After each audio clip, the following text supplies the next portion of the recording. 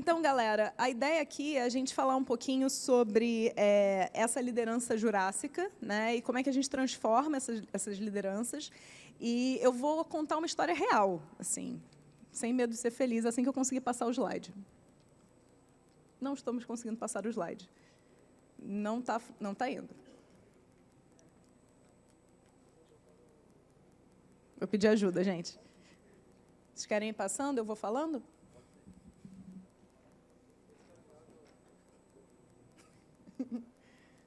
Pode passar.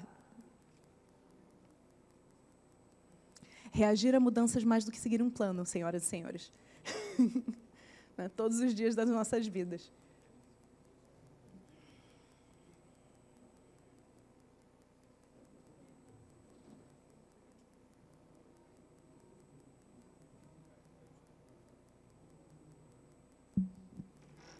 Eu posso improvisar também. Ah, bom, chegou. Funcionou aqui.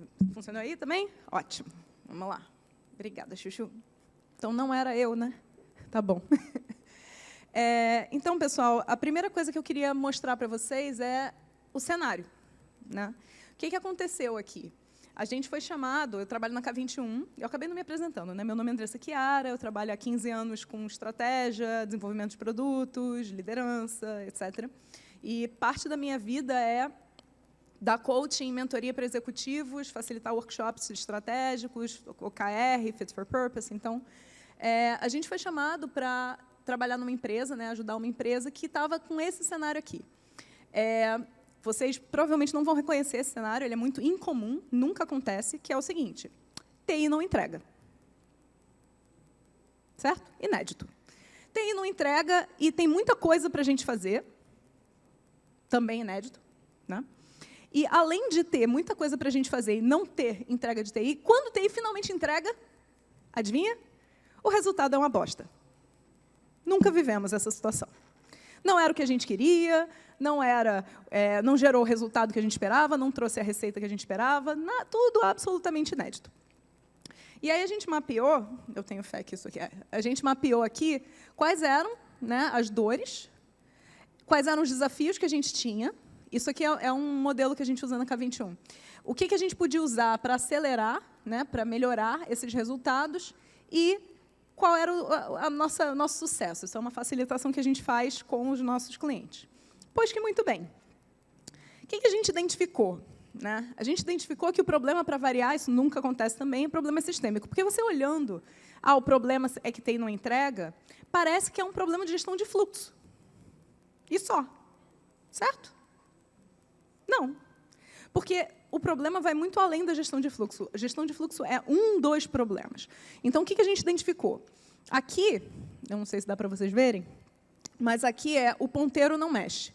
Essa era a dor que eles estavam falando para a gente, eles estavam trazendo. O ponteiro não está mexendo, Andressa. A gente não está conseguindo entregar resultado e TI não entrega. Muito bem. Quando o ponteiro não mexe, o que acontece com os líderes? Eles começam a ficar angustiados. Eles começam a falar, o ponteiro não está mexendo, o ponteiro não está mexendo, a gente tem que fazer alguma coisa. E aí os líderes começam a interferir. Né? Quando eles interferem, eles começam a trazer novas oportunidades. Na melhor das intenções, gente. Vem o líder, vira para o time e fala, para tudo que você está fazendo, a gente tem que fazer isso aqui. Nunca isso aconteceu, certo? Inédito. O que eu acho legal de toda essa história é que é uma história, mas é a mesma história. Todas as vezes, né? Então, beleza. Então, eles vêm com novas oportunidades. Quando eles entram com novas oportunidades, a diretoria entra e, vamos lá, vamos embora, né?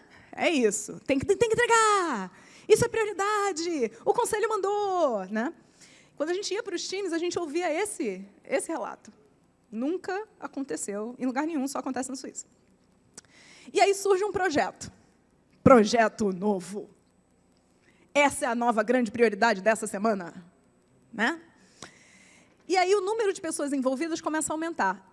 Eu tenho uma tristeza de fazer essa apresentação em PDF, gente, porque isso aqui é uma ferramenta chamada Loop, que é com animação. Você clica em play, e aí você clica, por exemplo, em o ponteiro não mexe, e ele começa a fazer uma animação do que está acontecendo nesse loop causal. É muito legal. Se vocês quiserem depois pesquisar, eu posso deixar os links. E aí, depois que surge um projeto, as pessoas envolvidas começam a aumentar. Porque eu preciso fazer o projeto acontecer, então eu começo a botar gente, certo? Só que nessas pessoas, a gente não tem um cenário onde elas estão largando alguma coisa para fazer outra. É verdade? Eu estou acrescentando mais uma coisa para essas pessoas fazerem. Então, eu tenho um aumento das tarefas. Não é verdade? Quando eu tenho um aumento das tarefas, qual é a consequência? O número de iniciativas em andamento começa a aumentar. Então, eu começo a paralelizar meu trabalho. E se a gente sabe uma coisa sobre o trabalhador do conhecimento, é que o estoque é invisível, certo? E que chega uma hora que você tem tanta coisa para fazer que você surta e você não consegue terminar nada. Pois, muito bem. Depois que a gente tem um aumento de tarefas e um aumento de iniciativas simultâneas, a gente começa a ter um investimento disperso na empresa. No que a empresa está investindo? Tempo, dinheiro, recursos, pessoas. Está tudo disperso, está tudo pulverizado. E quando você tem esse investimento pulverizado, quando você bota, tipo, R$1 em cada coisa, você não tem resultado em nada. Né? E aí, a consequência desse investimento disperso é que o foco em resultado diminui, porque as pessoas param de pensar no resultado, começam só a pensar, eu tenho que entregar essa microtarefinha, certo? Porque é o que estão me cobrando. E por que o foco em resultado diminui? O impacto no negócio diminui. O que adivinha? Ele faz com que o ponteiro não mexa. O que deixa os líderes mais ansiosos. O que retroalimenta o processo inteiro. Então, isso aqui, esse sistema, ele é feito para falhar. Como a gente resolve esse imbróglio? Né? Deixa eu passar. Jesus Cristo. Beleza. Por que isso acontece, senhoras e senhores? E guaxinins, e, enfim. Isso acontece porque, lá na Revolução Industrial, quando a gente começou a trabalhar em escala, a gente criou esse modelo também inédito de gestão. Certo? Outra coisa que a gente nunca viu na vida. Como é que funciona esse modelo de gestão? Eu tenho um ser humano, uma alma abençoada aqui, que tem todas as ideias. Embaixo desse ser humano, eu tenho um grupo seleto de seres humanos que pega essas ideias, esse plano, e controla. Certo? Controla para ver se esse plano está sendo executado. E aqui embaixo eu tenho as pessoas que executam. Certo? Que apertam os parafusos. Por isso, a gente tem... Só que a gente vive num mundo de alta complexidade, como a gente já está cansado de falar. A gente passou o dia inteiro falando disso. Então, não vou entrar nesse mérito, não vou aprofundar do Bunny, etc. Todo mundo já sabe disso. A gente está vivendo num mundo de alta complexidade. Num mundo de alta complexidade, planos falham. Aquele mecanismo, essa ferramenta, esse modelo de gestão, não é que ele está errado, ou certo, ou mais ou menos. A gente está discutindo se ele está adequado ou inadequado. Porque, para um cenário onde tudo é previsível, ele é super adequado, ele funciona super bem. E é por isso que a gente vai ver líderes dinossáuricos falando assim, mas sempre funcionou? Claro, você estava lidando com um cenário previsível. É claro que vai funcionar. Né? Então, geralmente, quando a gente entra nesse cenário, eu tenho líderes jurássicos de estimação para pastorear, eu costumo trazer um livro que eu amo de paixão, é um dos meus livros de cabeceira. Se vocês nunca leram esse livro, leiam, ele é maravilhoso. E ele é ótimo para fazer esse convencimento. Porque qual é a história? Este ser humano, o General McChrystal, ele era, no pós-11 de setembro, caíram as torres, tal, ele foi destacado para liderar uma operação no Iraque. O objetivo dessa operação era derrotar o terrorismo. Uma coisa simples. Né? Fácil. E nada complexo, né? Em termos de complexidade, né? Versus linearidade, etc. E o que ele descobriu? Ele descobriu que ele tinha o exército mais bem pago, mais equipado, com maior volume de pessoas, maior nível de inteligência, tudo dele era o maior do mundo. Não tinha como botar mais dinheiro, né? Não tinha como botar mais gente. E, mesmo assim, eles falhavam. O que acontecia? Quando eles olhavam para as células terroristas, eles pegavam um pedaço de inteligência e falavam, vai ter um ataque. Aí eles corriam, vamos prevenir o ataque. O ataque já foi. Aí ele, como assim? Por que isso está acontecendo? Aí eles, vamos de novo. Já foi, já explodiram o prédio, já mataram as pessoas. Então, imagina que o objetivo deles era salvar vidas. E eles estavam consistentemente falhando. Imaginem o que isso faz pela motivação das pessoas. Ele falou, cara, eu não posso continuar assim. Eu preciso entender por que as células terroristas são mais rápidas que a gente. Não é porque eles têm mais recursos, não é porque eles têm mais gente. Tem algo que eu estou perdendo nessa história. E eles identificaram que as células terroristas funcionavam de um jeito muito específico, que o General McChrystal chama de Team of Teams. Como funciona? Eles tinham núcleos auto-organizados, mas todos esses núcleos tinham objetivos em comum. E eles se autocoordenavam. Eles tinham autonomia e liberdade para decidir os comos e como é que eles iam resolver cada um dos problemas. Só que, onde eles não tinham autonomia, em qual é o objetivo final, qual é a estratégia, a visão estratégica. E ele falou assim, cara, é por isso que eles são mais rápidos que a gente, é isso que a gente tem que mexer. E ele começou a identificar que essa estrutura de comando que ele tinha, o que acontecia? Né? Um soldado pegava uma informação, tipo, invadiu um lugar, pegava uma informação. Ele passava para o direto dele, né, para o superior dele, que passava para o superior. Isso aqui já levava uma semana, tá, gente? Porque esse cara tinha uma fila infinita. Nunca vimos essa situação em empresa nenhuma. Não acontece. Esse cara tinha uma fila gigante, e aí, quando ele finalmente chegava na informação e falava, pode atacar, já foi. Então, ele falou, eu preciso mudar essa estrutura, só que eu não posso mudar como é que o exército funciona em termos de papéis, né? Tipo, quais são os níveis hierárquicos. Ele não podia mudar isso, mas ele podia mudar como as pessoas se relacionavam. Então, ele começou a trabalhar nisso para sair da estrutura de comando e ir para a estrutura de comando de times. E da estrutura de comando de times ir para um time de times, independente de qual era o ranqueamento da pessoa. Né? Beleza, muito bonito, mas como é que faz, né? Tipo, como faz isso acontecer? E aí, antes da gente falar de como fazer, eu queria voltar naquele desenho e mostrar para vocês o que as pessoas geralmente chamam de transformação. O que as pessoas geralmente chamam de transformação no mercado, e que me dá calafrios, é isso aqui. O ser humano abençoado aqui continua tendo todas as ideias, certo? Essas pessoas escolhidas pelo Olimpo continuam controlando se isso aqui está sendo executado, e isso aqui a gente chama de squad, e pronto, está transformado. Não é não? Já viram esse cenário? Estão na Suíça? Beleza. Qual é a pegadinha disso? É que, assim, quando eu olho, eu transformo isso aqui nisso aqui, né? O cara continua tendo todas as ideias, o outro continua controlando, e eu viro para essas pessoas, coitadas, eu viro para elas e falo assim, vocês vão poder ter ideias. Vai ser um novo mundo, onde vocês vão poder resolver problemas de uma forma criativa, com times multidisciplinares. É uma mentira. Porque isso aqui vai gerar um confronto. E aqui eu quero deixar claro qual é a diferença entre confronto e conflito. Confronto é sobre ter razão, conflito é sobre resolver um problema. Certo? Então, assim, um conflito é algo positivo. A gente discute, arranca o cabelo do outro, mas sai para tomar café depois e fala, nossa, que bom que a gente resolveu aquele problema. Isso é um conflito. Confronto é, você viu o que fulana falou? Isso é confronto, certo? Então, isso aqui vai gerar confronto. Isso aqui é feito para gerar confronto, porque eu tenho uma impossibilidade dessas duas pessoas estarem tendo ideias ao mesmo tempo, mesmo porque essa alma, coitada, como é que essa pessoa vai ter todas as ideias pela empresa inteira? Impossível, é desumano.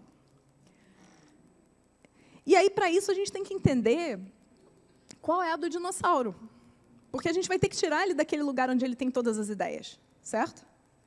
Como é que a gente faz isso? Então, a primeira coisa que a gente tem que entender é que ninguém é vilão da própria história. O dinossauro, ele não acorda e fala, eu acho que hoje eu vou destruir a vida de alguém. Tem nada para fazer. Ele não pensa isso. Para ele está fazendo o melhor que ele pode. E usando técnicas que são comprovadas pelo mercado. Certo? Então, a gente tem que primeiro mostrar para ele por que diabos isso não está funcionando mais. Né? Outro ponto importante é que o dinossauro ele vê mudança como ameaça. E ele tem razão. Porque a nossa espécie evoluiu ao longo da vida evitando mudança, buscando segurança. Por que a gente se organiza em grupo? Não é por isso? Não é porque a gente está buscando segurança? Então, como é que a gente pode pedir para a pessoa, não, se joga? Você tem uma empresa de milhões que está entrando em risco. Eita, alguém me ajuda? Você tem uma empresa de milhões que está entrando em risco, mas se joga aí. Abraça a mudança. Sem condições. Foi. Obrigada. Foi. E aí, para isso, a gente tem que sensibilizar o dinossauro. Olha que dinossauro fofinho, gente. Não é um amor? Então, essa é a primeira coisa que a gente tem que fazer. A gente tem que pegar aquele dinossauro e dentro da jurassicidade dele, tornar ele um pouco mais sensível. Como é que a gente faz isso? A primeira coisa é explicar causa e efeito para o C-Level. Por exemplo, mostrar aquele loop causal e falar assim, você percebe que você está piorando a situação? Você percebe que você está colocando coisas na fila e gerando caos e que depois vão piorar o resultado e você vai ficar mais estressado e aí você vai retroalimentar o ciclo? Segundo, lidar com as resistências. O cara vai falar, eu não acredito nisso. E aí, esse case que eu estou trazendo aqui é um case que o CEO tinha 70 anos. E era eu e o CEO, e ele me espancando, falando assim, você está falando isso porque você é consultora. Você só quer vender. Eu assim, tudo bem, faz o seguinte, vamos testar do meu jeito por 15 dias, se você não gostar, a gente vai embora. Você não perdeu nada. Era assim a discussão. Não era uma discussão fofa e tranquila. Né? A gente precisa liderar pelo exemplo. A gente não pode ter comportamentos que a gente não quer ver no líder. Então, quando o líder dá um feedback torto para a gente, se a gente der um feedback torto de volta, a gente está ensinando para esse líder que está ok fazer isso. A gente está piorando a situação. A gente tem que falar a língua dele. E isso gente, o que eu mais vejo dificuldade das pessoas fazerem. As pessoas não sabem falar de número, as pessoas não sabem falar de resultado de negócio, as pessoas viram e falam, tem que mudar a cultura. Tá, eu concordo que tem que mudar a cultura, mas se a gente não explicar para esses caras o que mudar a cultura gera de resultado, eles não vão comprar. Estão errados de não comprar? Estão errados, mas assim... A gente tem que entender que eles são seres humanos também, sabe? E que quando você está falando com um ser humano e você não explica para ele o que ele ganha com isso, qual é o benefício para ele não vai comprar. Ele não vai comprar porque você disse que precisa. Né? E, por último, olhar para a estratégia da empresa como um todo. Então, você não está olhando localmente o time tal está com um problema CEO, então você não pode fazer isso. Você tem que olhar e falar assim, você está percebendo como é que isso que você priorizou não conecta com a empresa? E aí, esse CEO era muito engraçado, porque assim, ele só tinha 2 modos. Ele tinha um modo, vamos inovar, precisamos inovar, está a nossa estratégia. E o outro modo era, o cliente reclamou, eu preciso desse problema resolvido agora. Ele ia dentro do time, falava, para tudo. E ele ficava respondendo e-mail com o cliente. E eu assim, não, gente, sabe? E aí eu comecei a dar feedback dizendo, você percebe que você está falhando? Porque se você está tendo que descer para o operacional, quem está olhando estratégia? Não é você. E, gente, a estratégia da empresa ela vai acontecer. Ela pode ser direcionada pelo CEO, ou pelo board, ou pelo conselho, ou pela diretoria, ou ela pode ser direcionada pelo caos. Né? O caos é uma ação, é um elemento aí que toma decisões muito legais, só que não. Beleza. Então, ok, agora a gente já tem o dinossauro bonitinho, sensibilizado, fofinho, bonitinho, legal. Agora a gente precisa que ele vire um leopardo. Na K21, a gente usa muito uma metáfora que é a seguinte. A gente fala que agilidade não é sobre ser veloz, certo? Como é que isso funciona? A gente geralmente vira e fala, um trem é rápido? Um trem-bala chega tipo 300 km por hora, não sei o que, não sei o que. Beleza. Isso é rápido? É rápido. Mas é rápido também na direção de um precipício, certo? Porque agilidade não é sobre velocidade, é sobre adaptabilidade. Então, eu não quero ser rápida como um trem, que se acontecer alguma coisa diferente no mercado, eu vou em direção ao precipício e vamos embora. Eu quero ser adaptável como um leopardo, que é rápido. Não tanto quanto um trem, mas é rápido. Mas, mais importante do que rápido, se a presa muda de direção, ele muda também. E como é que a gente pega esse dinossauro e transforma ele num leopardo? A primeira coisa a gente precisa trabalhar estratégia de uma forma ágil. Então, a gente precisa saber falar de estratégia. A gente precisa saber falar dos concorrentes, a gente precisa saber falar de posicionamento de mercado, a gente precisa saber falar de tudo isso, para poder falar a língua do cara. E a gente precisa mostrar para ele que ele não está reagindo à mudança rápido o suficiente. A segunda coisa é que para a gente poder ter uma estratégia ágil, a gente tem que testar as coisas, e para saber se as coisas foram validadas ou não, a gente precisa de métrica. Então, métricas para tomada de decisão. Certo? E, por último, toda a parte de governança desse aprendizado. Como é que eu faço a governança do aprendizado, gente? Porque eu estou dizendo que a empresa tem que aprender a aprender. Como é que eu governo isso? Como é que eu faço gestão disso? E aí eu vou mostrar para vocês algumas coisas aqui para a gente ver como é que faz gestão disso.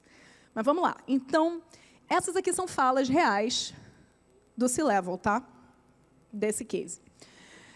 Problema é TI. TI não entrega, quando entrega não vemos resultado. O que vocês estão falando não vai funcionar, é blá, blá, blá de consultor. Isso foi o momento 1, dinossauro fazendo na minha cara. Momento 2, o dinossauro fluffy, bonitinho, bichinho de pelúcia. Estratégia, descobri que as pessoas desconhecem a estratégia, porque isso foi um dos desafios que eu passei para ele. Eu falei assim, ó, você está me dizendo que está todo mundo alinhado de estratégia, que eu estou louca. Então, beleza, vamos fazer uma reunião aqui com qualquer time. Pega um time qualquer, escolhe um. Você vai ficar quieto e eu vou perguntar para essas pessoas qual é a estratégia da empresa. E a gente vai ouvir. Ele ficou horrorizado. Ele falou assim, as pessoas não sabem a estratégia. Aí eu, sério, Sherlock?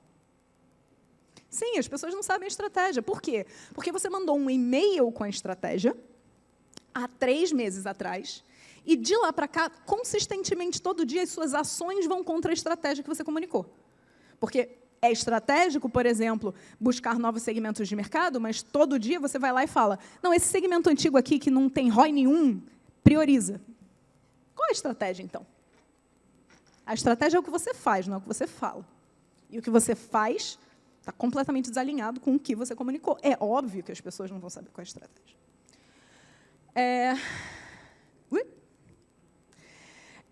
A parte de métricas aqui, ele já está começando a virar um leopardinho fofo. Sim, eu quero resultados, mas eu estou confuso e eu preciso que você me ajude a conduzir. Nesse momento, o CEO, que era uma pessoa super segura de si, aos 70 anos, falando, nossa, eu só sei fazer as coisas darem certo, quando ele viu que ninguém sabia a estratégia, ele falou assim, Andressa, eu vou precisar de ajuda. Então, era ele entrando nas reuniões e eu no WhatsApp, assim, agora fala isso. Agora fala aquilo. Não esquece de fazer não sei o que lá. Não, agora você bateu forte demais. Entendeu? Era eu fazendo meio que o CEO teleguiado, porque até ele começar a incorporar esses comportamentos, porque para ele era tudo muito novo. E ele também não poderia, ele não estava numa situação onde ele podia ser vulnerável ainda. Né? Então, eu tinha que criar essa rede de apoio para ele se sentir seguro. E o último é quando ele já é o leopardo, e aí ele fala, ó, gente, estratégia não é o que a gente definiu e mandou um e-mail, estratégia é o que a gente aprende todo dia. A gente está reagindo à mudança. E o mais legal é ouvir essas pessoas falarem assim, cara, eu nunca imaginava que a governança podia ser assim, que podia não ser um status report. Tipo, o projeto tal está em tantos %. E assim, olha, a gente acabou de descobrir uma oportunidade, para isso a gente vai ter que despriorizar alguma coisa. O que a gente vai despriorizar? A gente vai despriorizar isso, beleza. E como é que a gente vai fazer com risco? A gente vai fazer assim, assim, assim, avisar a área tal, que não sei. Era assim a reunião. Isso é uma reunião de governança de aprendizado. Certo? É totalmente diferente do status report. Eu, inclusive, sou a favor da morte dos status reports. Eu acho que é o maior desperdício de tempo das organizações, porque, geralmente, status report é um fulano falando, morrendo de medo, tremilicando, 2 fulanos ouvindo, julgando, e o resto vendo e-mail. Gente, vocês já pararam para fazer a conta de quanto custa um status report? Pega o salário de todo mundo, divide por 168 horas e multiplica. Quanto dá? Dinheiro saindo pelo ralo. Né? Então, a ideia de usar flight levels, de usar todas essas técnicas, ajudou muito a criar um novo loop causal. Que é o seguinte, vocês lembram desse aqui, né, que a gente explicou? É o mesmo. Só que, nesse cenário, eu tenho um líder exponencial inserido no sistema. E esse líder exponencial, mesmo quando ele tem esse cenário todo torto aqui, ele entra e fala assim, gente, espera aí, a gente está olhando para a tarefa ou a gente está olhando para o resultado? Gente, espera aí, eu não quero discutir quem vai fazer o quê, eu quero discutir por que a gente está fazendo isso. E qual é a métrica? Quando esse líder começa a entrar no jogo, ele começa a tirar o cenário de tarefação, ele começa a propor testes de hipótese, ou incitar que as pessoas façam testes de hipótese, tipo, o que a gente pode fazer daqui para a semana que vem para entender se essa suposição faz sentido. Né? E aí, porque ele fez esses testes de hipótese, a gente começa a descartar esforço que não tem ROI, não tem retorno sobre investimento. Isso faz com que o time seja mais focado e, naturalmente, vai diminuir o volume de atividades e vai ter um efeito sistêmico em todo o ciclo. Fez sentido? Boa. Falei que eu ia mostrar como é que a gente fez governança de aprendizado nesse case, né? Esse aqui é foto real, eu só omiti os nomes para não identificar o cliente. Mas aqui, basicamente, é o seguinte. Você tem as unidades de negócio, certo? E cada um desses post-its pequenininhos aqui é qual é o pilar estratégico que aquela unidade de negócio está trabalhando. Beleza. Aqui, a gente tem as hipóteses a validar em 3 etapas claras. A gente tem validando o problema, validando a solução e validando a escala. E aqui a gente pode invalidar coisas e jogar fora, inclusive comemorando. Ponto importante. Notem como aqui, ó, a gente virou para essa unidade de negócio aqui e falou assim, olha só, seu WIP está estourado. Você está fazendo coisa demais. Você não vai conseguir fazer nada direito. Certo? O que mais? Aqui a gente tem quais são as métricas de sucesso para a hipótese, qual é a janela de tempo para ver o resultado, qual o tamanho do impacto financeiro e quais foram os resultados para o negócio que a gente aferiu. Com base nisso, aí sim, aí a gente fala, o que a gente vai fazer daqui para a próxima reunião? Tem que despriorizar? Tem que virar para o time? Tem que fazer não sei o que lá? Tem que contratar alguém? Tem que liberar investimento? A gente toma decisões com base nisso. Fez sentido? Boa. E aí, gente, resultados, né? Porque temos que falar a língua. Qual era o cenário? Esse cliente ele tinha um grupo de clientes, que eram mais ou menos 200, 300 clientes, que eram de baixíssimo ROI. E estava na estratégia assim, a gente não quer trabalhar para esses clientes. Isso é uma coisa que a gente quer meio que desligar. Só que toda vez que o cliente fazia um pedido, que geralmente os clientes com menor ROI eram os clientes que tinham mais demanda, infernizavam a vida do atendimento dessa empresa. E aí a gente virou e falou assim, tá, mas se esse cliente de baixo ROI é o que inferniza, ou seja, gera mais custo, por que vocês ainda estão atendendo? Ah, não, porque aí o cliente vai embora. Eu acho que... certo? Enfim, e aí eles estavam muito inseguros, basicamente era isso. O CEO estava muito inseguro porque ele não queria perder cliente nenhum. E aí eu virei e falei assim, ó, vamos fazer o seguinte, são uns 200, 300 clientes? São. Beleza, pega 10. Quais são os 10 mais chatos? Ah, são esses aqui. Ótimo, então o CEO sabe a lista de clientes mais chatos, gente. Está muito no operacional, mas enfim. Esses são os 10 mais chatos? Certo. Beleza. Quando o atendimento receber uma solicitação dessas criaturas, a gente vai fazer o seguinte, a gente vai virar e falar, claro, vamos atender, custa tanto. Aí o CEO, quê? Aí eu, sim, porque aí vai acontecer uma de 3 coisas. 1, churn, mas aí a gente está falando só de 10 clientes, então qualquer coisa a gente aprende. 2, olha, quer saber, eu não precisava tanto disso assim. 3, vou pagar. Toma aqui. Aí eu falei, com 10 clientes, você fica seguro da gente testar? Ficamos. Fizemos 15 dias de teste. Resultado. Dos 10 clientes, 0 churn. 8 falaram, acho que eu não preciso tanto disso assim, vou fazer sozinho. Não precisa fazer, não, porque eu não quero ser cobrado. 20% aceitaram pagar. Então, eu passei a ter 20% numa receita que eu não tinha ativada. E redução de custo dos outros 8. Quando a gente apresentou isso na reunião de governança de aprendizado, o CEO falou assim, alta para todo mundo. Eu, não, peraí, calma, vamos devagarinho. Né? Fazendo esses experimentos de 15 em 15 dias, a gente fazendo essa governança de aprendizado, a gente... Jesus Cristo, por que isso, Jesus? A gente conseguiu recuperar 50% do resultado total desse departamento, porque esse departamento tinha tido uma perda violenta de receita.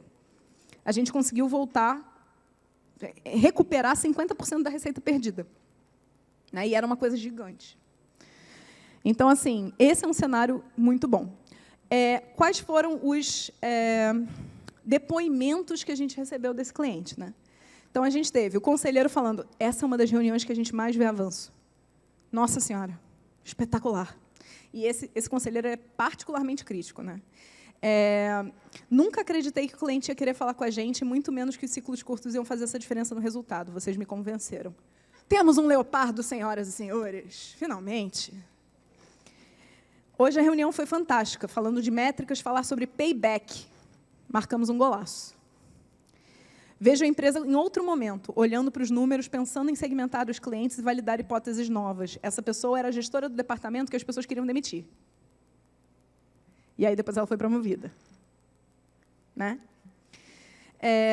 Com esses resultados apresentados e a forma de priorizar, nós podemos comemorar a mudança da empresa para focar em resultados. É isso. É sobre isso, pessoal. E aí, qual é a grande questão aqui? O motivo pelo qual eu estou fazendo essa palestra hoje é porque eu acredito que cada um de nós que está aqui e está aqui é super capaz de fazer isso acontecer. A gente só precisa ter foco e ferramenta. Certo?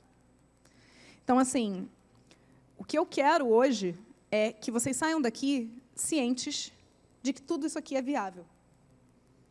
Desde que a gente entenda que esses líderes são seres humanos. Porque se a gente não tratar esses líderes como seres humanos, a gente vai continuar tratando eles como um inimigo. E se eles continuarem sendo os inimigos, a gente não sai daquele cenário do dinossauro atacando nunca. Fez sentido? Então, queria deixar um presente para vocês. Muito do conteúdo que tem aqui, desses cases, e aquela ferramenta que eu falei do Loop, etc. e tal, está num treinamento da K21 que é assíncrono. Né? Ele também tem momentos síncronos, mas ele é 100% online e está disponível para você fazer o tempo todo, a hora que você quiser, porque a gente sabe que, se o nosso foco é atingir a liderança, essa galera não tem tempo para ficar 16 horas no treinamento, que é o Liderança Exponencial. E eu queria entregar um presente para vocês, que é um desconto válido até amanhã. Não vale só para vocês, tá, gente?